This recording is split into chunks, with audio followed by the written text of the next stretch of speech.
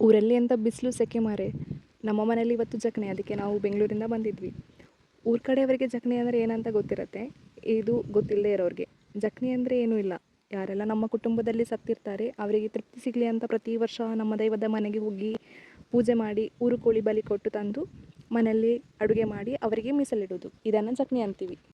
ಮತ್ತು ಈ ಜಕ್ಣಿಯಲ್ಲಿ ಸ್ಪೆಷಲ್ ಏನಪ್ಪ ಅಂದರೆ ಊರು ಕೋಳಿ ಸಾಂಬಾರು ಜೊತೆ ಹಲಸಿನ ಹಣ್ಣಿನ ಇಡ್ಲಿ ಅವ್ರ ಕಡುಬು ಆ್ಯಂಡ್ ಉದ್ದಿನ ದೋಸೆ ಅಥವಾ ಇಡ್ಲಿ ಮಾಡ್ತೀವಿ. ಇಲ್ಲಿ ನಮ್ಮ ದೊಡ್ಡಮ್ಮ ಸ್ವಲ್ಪ ಪೋಸ್ ಕೊಡು ಅಂದರೆ ಓವರ್ ಆಗಿ ಬಿಲ್ಡಪ್ ಕೊಡ್ತಿದ್ರು, ಅದಕ್ಕೆ ಅವರನ್ನು ಕ್ರಾಪ್ ಮಾಡಿ ಹಾಕಿದ್ದೆ. ದೈವದ ಮನೆಯಲ್ಲಿ ಪೂಜೆ ಆಗಿ ಚಿಕನ್ ಬರೋದು ಲೇಟ್ ಆಗುತ್ತೆ, ಅದಕ್ಕೆ ಆ ಗ್ಯಾಪಲ್ಲಿ ಅಡುಗೆಗೆ ಏನು ಬೇಕೋ ಅದನ್ನು ರೆಡಿ ಮಾಡ್ಕೋತಾ ಇದ್ವಿ.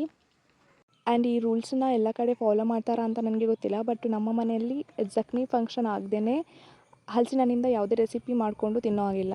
ಖಾಲಿ ಹಣ್ಣು ತಿನ್ಬೋದು, ಬಟ್ ಅದರಿಂದ ಏನೂ ರೆಸಿಪಿ ಮಾಡಬಾರ್ದು.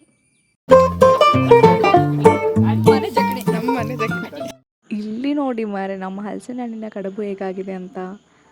RCB RCB. ಎಲ್ಲ ರೆಡಿಯಾಗಿದೆ, ಚಿಕನ್ ಸಹ ರೆಡಿ ಆಗ್ತಾ ಉಂಟು. ಇವಾಗ ಮೀಸಲಿಟ್ಟು ಸಹ ಆಯಿತು, ಊಟ ಕೂಡ ಸ್ಟಾರ್ಟ್ ಆಯಿತು. And finally thank you for watching my ನಮ್ಮ ಮನೆ ಜಕ್ಣಿ.